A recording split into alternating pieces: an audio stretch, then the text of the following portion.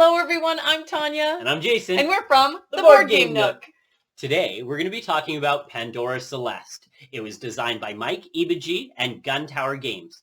It's a 1 to 6 player game, plays in 60 to 120 minutes, and it's a sci-fi horror hand management game. Now imagine, if you will, you wake up from cryo-stasis in space in a ship, and the alarms are going off because emergency protocol is going on. Now that's terrifying because there might be, aliens on board that are trying to kill you. But that's not your first thought. Your first thought is the company owns the ship. The company owns everything on the ship. And the cargo is very expensive and its employees are expendable. Welcome to the Pandora Celeste. Guntower Games wanted this to be an experience first and foremost. So they began with a really cool concept of making the box the board. That's right. As you unfold the board game box, it becomes the playing mat that you're going to be moving your characters on, searching the ship for items, and also probably running into some nasty things called nasties. What's super cool also is they wanted to encapsulate the experience of horror movies when the monsters are crawling through the vents and the characters, they're scared and they don't know what's coming, and then all of a sudden it just bursts out. That's right. So what they did was they have a acrylic inlay that acts both as the storage for the cards for easy setup. So you can just grab the cards, grab the tokens, and you're pretty well already set up for the game. That's right. But it also acts as the ventilation system. So underneath, you can see the rooms that you're moving through. But during the game, you can crawl up into the vents and you can move your character along the top, which is a pretty cool concept. Yes. Now, this is a prototype version, so it'll probably look a lot different than what we are playing with. But regardless, we had fun with it. The game itself, this part, by the way, because it is a prototype version, we never got any of the scenarios for it. So it's pretty much just like, we're going to ignore that part of the ship and work on pretty much just the front half of the ship. That's right. We worked from here to here, and we had a great time with it. The game itself, it plays out like any horror movie you've ever seen. So they tried to grab from everything, a little bit of Alien, a little bit of Terminator, and a bunch of others, just all the classic horror movies. Then it takes place sort of over 3 phases of the game. The first phase is the emergency protocol phase, where you do wake up, you are confused, you're not really sure what's going on, so you just have to search and figure out where things are. And also, you need to figure out which emergency protocol is going off and how to stop it. Could be fires, could be an airlock is about to go, there could be It could be an intruder alert. Yeah, that's right.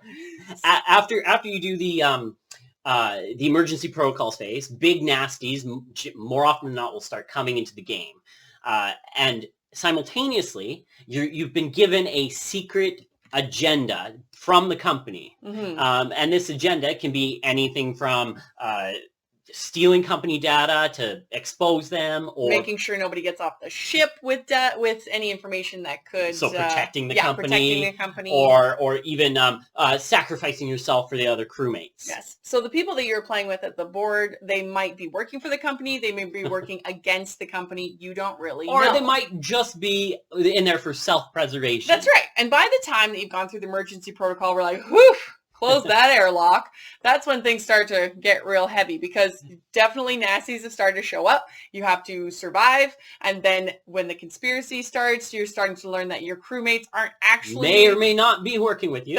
That's right. And so they might, be playing along with you. They might also kill you, Stressful times. If that weren't enough, if you survive accomplishing your goals and shutting down the emergency protocols, then the abandoned ship phase of the game triggers. So the ship is more concerned with protecting itself, protecting the company, than the crew. That's right. And as part of protecting its merchandise, it has an abandoned ship. Yeah. So you got to get the hell out of Dodge as fast as possible, doing many different little things, hopefully with other people, but might be by yourself, as well as combating these creatures that are attacking you, and also trying to still possibly fulfill your agenda. Because if you don't fulfill that agenda, technically you only half win. You survive. You're a survivor, but not a winner. Is what the game says. Yeah, exactly. You want to be a winner, not just a survivor.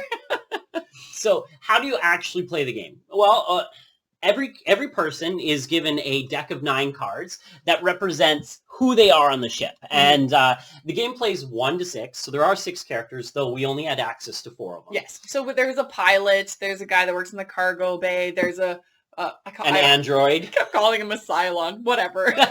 The android. And then there's a jack of all trades or the captain. Yes. Now, each character will have access to their deck of cards, and for the most part, they're pretty similar. Though each character will have access to 1 or 2 cards that the others Give them won't. special abilities. Yes, like for instance, the pilot or fly girl. She's very good at evacuating the ship. She can engage things and get out of dodge, like Tanya said, extremely quickly and efficiently. Cargo, he can try to activate many of these icons by himself, but also run to get there because presumably he's going to be by himself. Yes, Cargo has some unique abilities where he can access the cargo shuttle, which is also a secondary way of escaping if you can't quite make it to the bridge in time. So pretty much you got 5 cards in your hand. You're laying down 1 card, which will either allow you to move room to room, pick up items, fight. Yeah, a fight, obviously, because there's nasties. Use the tools that you get. You can hide, of course, and you can you can set off someone else's PDA, which is great. So you got monsters coming after you. The monsters are attracted to noise, and to you might be in trouble, so you just make Jason's radio scream, so all the aliens go running after him, so you don't get killed. So you can get away. Yeah. So and of course, yeah. Go ahead. Oh, sorry. Yes. Of course, the other cool aspect is you can climb into the vents. Yeah. And you can move through the vents and crawl and find things. Nasties also in the vents. Just saying. Yeah, there's quite a few nasties in the vents. So you can use them as an easier way to get around lockdowns in the ship. You can use them to kind of hide from monsters and other nasties, or you can use them just to escape faster if you so choose. So pretty much Jason's going to put down a card. He's going to do something on a card. Then I'm going to put down a card. Then they're going to put down a card.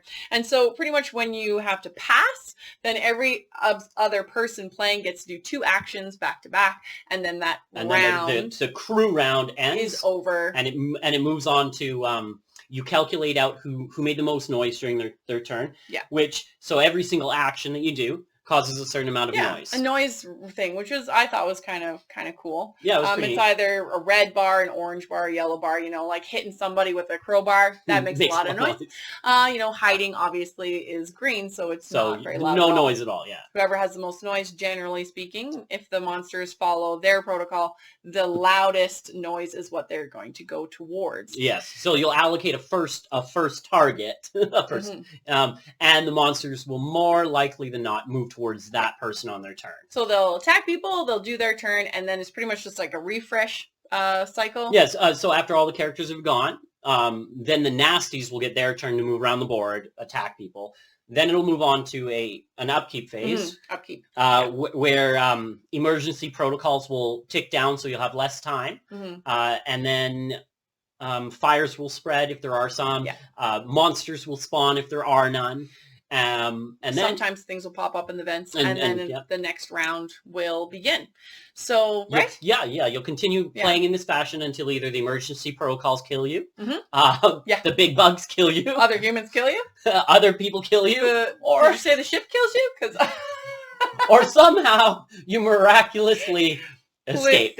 Listen. When you're watching horror films in space, like how many survivors are there really? You usually one. You walk into this game going, everybody's probably gonna die. That's like, but we're gonna have a good time. But we're gonna have a great time doing it. And if someone survives, we'll be surprised and elated. And so you have to just walk in that way. It might not happen, but just is everyone gonna survive? No. Probably. Designed. There's only 3 seats in the front, you guys. So if there's a 4-player game, the last person's going to have to go on the cargo ship. So that's pretty much the basic rules. Yep, those are the basics. Which are very, very simple and easy. And let's talk about learning the game. Yeah, learning the game. Now, we just gave you a very brief overview of the rules. The thing is while the core concepts are easy to learn and easy to play through, there's a lot of nuance and a lot of things going on in this ship. There are special abilities in rooms, there are locked doors, there are how monsters move, etc. There's a lot going on. The typical, this rule is pertinent in this situation, but, some other card cancels it or makes it, you have to question what's going on. Yes.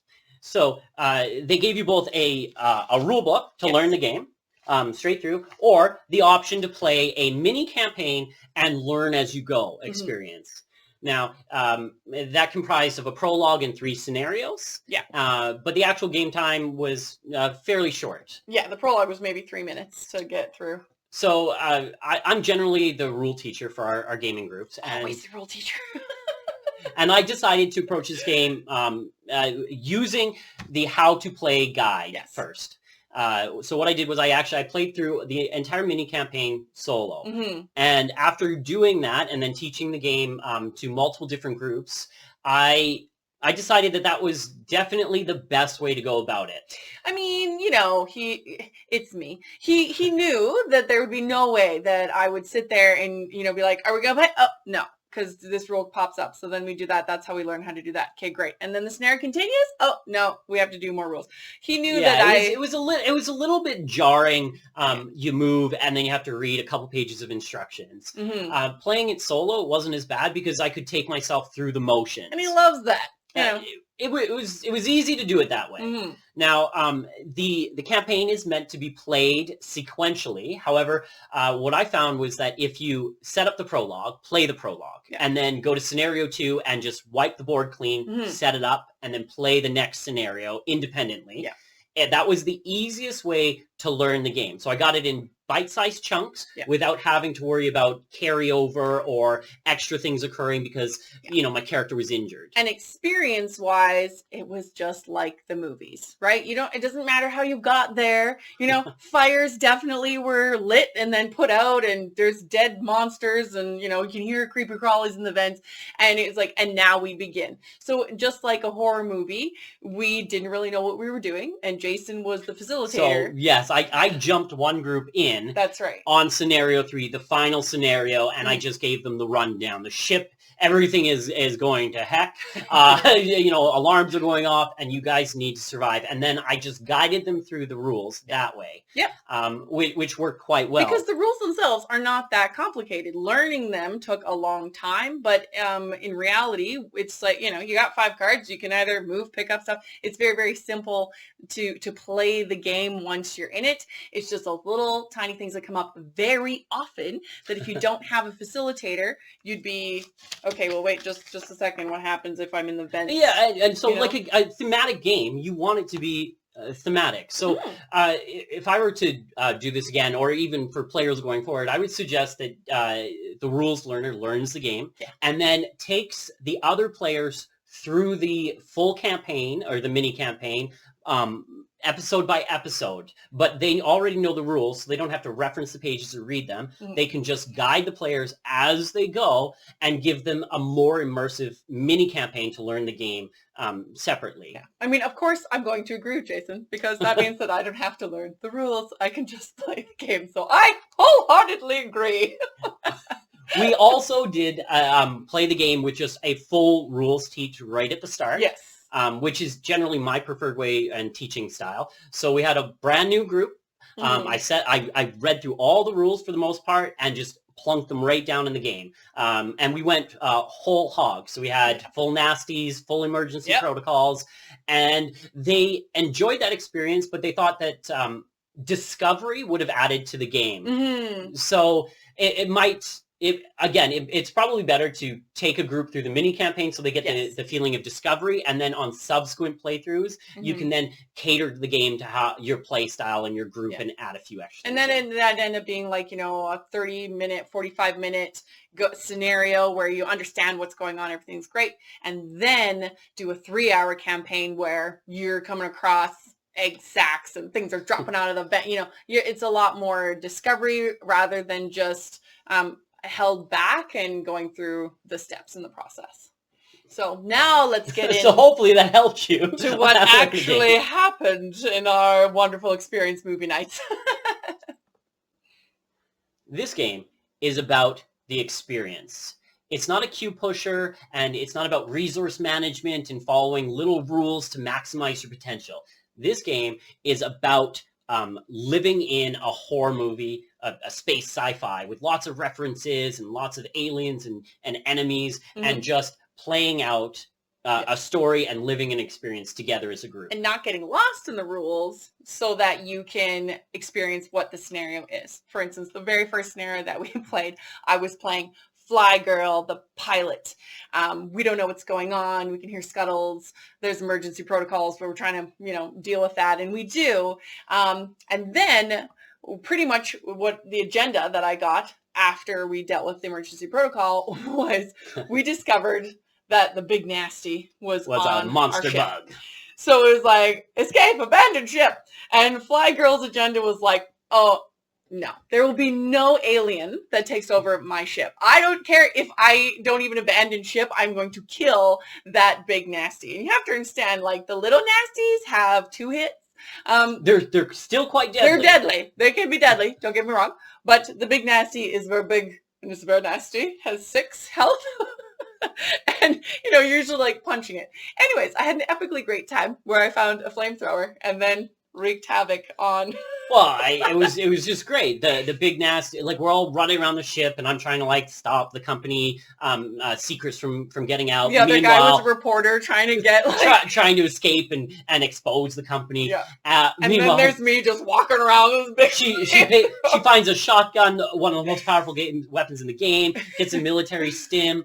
The big bug comes charging at her and is just hitting her. And just, like, wounds galore. And I just went, and she just military stim, adrenaline in my blood, and got rid of all those wounds and just kept on going. So and then in the same term, she shoots off her gun 3 times, throws that away, pulls out a flamethrower, and torches the big bug. Which truly probably shouldn't have happened, because in this game we have this push your luck mechanism where these cards, we kind of share them. So when I want to punch an alien or when the alien wants to punch me, it's the same card where it's either a hit or a miss.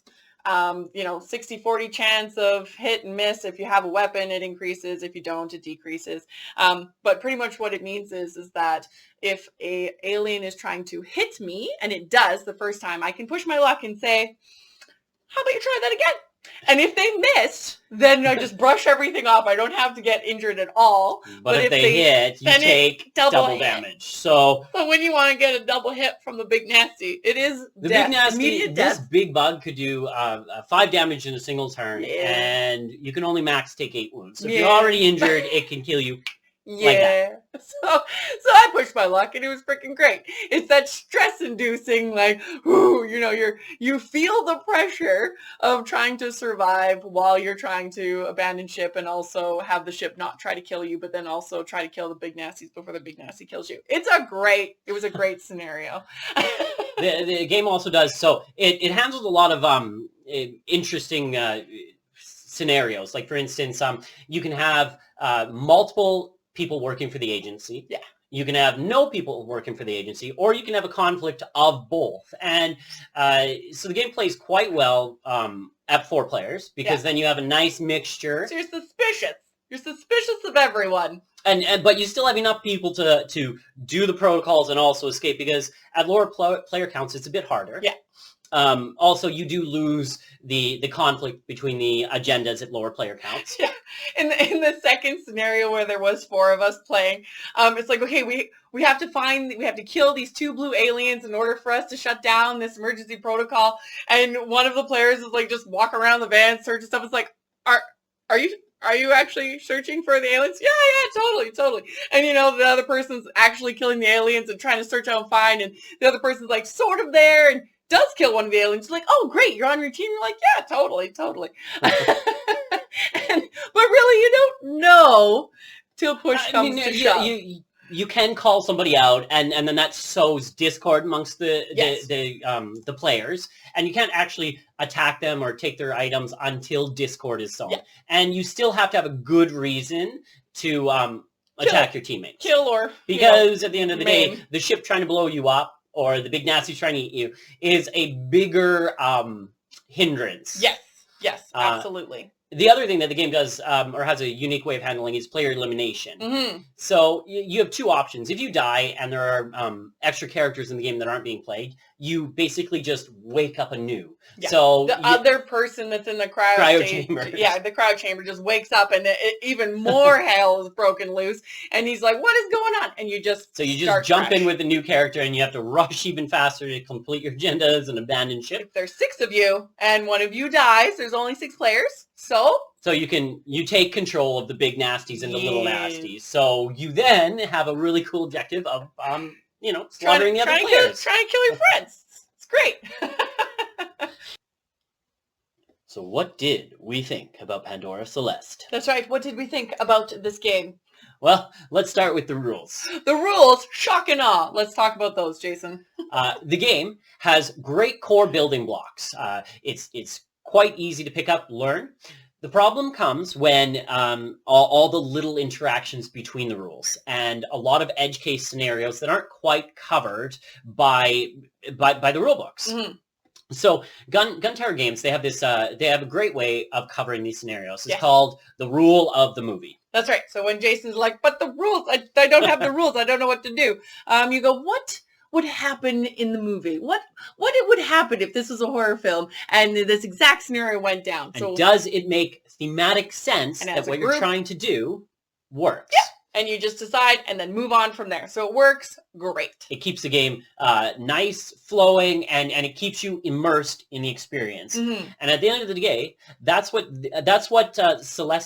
Pandora Celeste is trying to bring. It's trying to bring an immersive experience for you and your friends so you can live out a sci-fi horror movie together. Yeah, and I loved it. It was great. The learning of it was easy and it wasn't overwhelming. And then when stuff got real and it got real quick, then the pressure was on and we had a great time trying to survive and even die. It was fun dying as well. So we are excited to see because this is a prototype version, we're excited to see what the new version of the ventilation system looks like, because that was a big part of the game. And we get to use the second half of the ship with new scenarios and new monsters. New monsters, new scenarios.